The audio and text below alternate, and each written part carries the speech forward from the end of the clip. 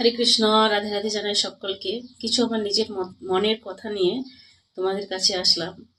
যদি ভালো লাগে শ্রবণ করো, আর না লাগলে তো কথাই নয়। যাই হোক, এই যে গোপাল সোনাকে দেখছো না, এটা কেবল মূর্তি নয়, এটা হচ্ছে আমার ঘরের হৃদয় আর আমার প্রাণ। হ্যাঁ, তুমি আমার ঘরের হৃদয় আর আমার প্রাণ।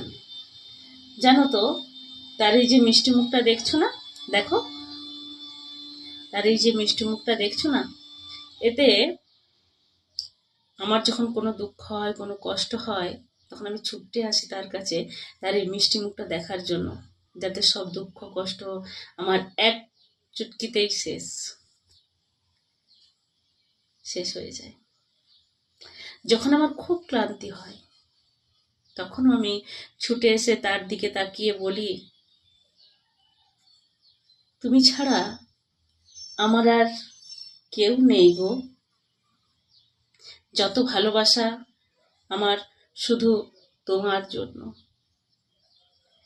এক কাপ দুধ, একটু মাখন আর দুফোঁটা ভালোবাসা, এটাই হচ্ছে আমার গোপাল সোনার সবচেয়ে বড় ভোগ। হরি বল।